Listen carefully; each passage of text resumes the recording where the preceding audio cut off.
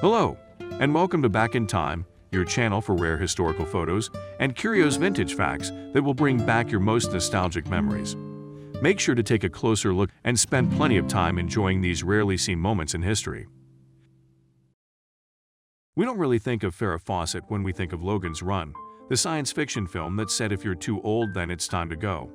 Most of the film follows a former Sandman played by Michael York, who goes on the run after deciding that he wants to see old age, but Fawcett is in there, and she looks absolutely amazing. Fawcett has a kind of blink and you'll miss her performance. It was the last time she'd have one of those.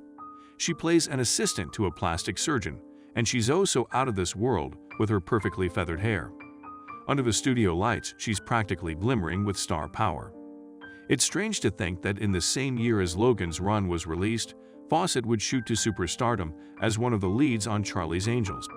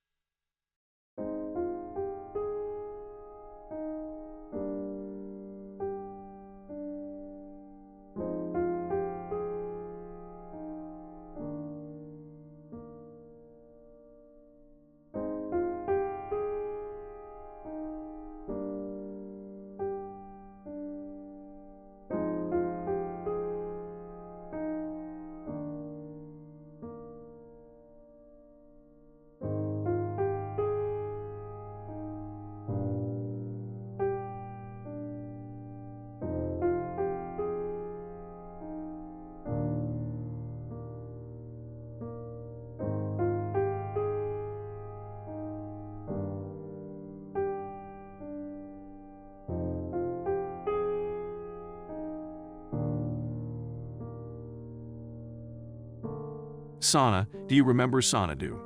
You know, the movie about a painter who works for a record label and then transitions into club ownership after he meets a space-age muse in the guise of Olivia Newton-John? If you haven't seen the movie, you should throw it on right now, aside from the absolutely bonkers plotted soundtrack by ELO, making it one of the most fun-loving and enjoyable films of the 20th century. According to director Robert Greenwald, the movie was a mess from the start, but he still tried to make it into something watchable, even if he couldn't make it coherent. From 1967 to 1983, Johnny Lee Bench was one of the most exciting catchers to watch in all of baseball. Hailing from a small town in Oklahoma, he grew up to be the linchpin of the Cincinnati Reds in the 1970s, leading them to 2 World Series titles. Lee Bench really could do it all. He could throw out a runner and catch like he was born to do it, and he led the National League in catching runners who were trying to steal a base 3 times throughout his career. He was a statistician's dream. This Hall of Fame had such a storied career that he's become the benchmark, no pun intended, for how catchers are looked at, even today. When Elvis joined the military, he broke hearts across the world. His young fans wondered what would happen to the Presley when he joined the service. Would he ever return to the silver screen? Would he even try his hand at singing again? He spent 2 years in the U.S. Army, and pretty much every moment was documented, from his haircut to his basic training.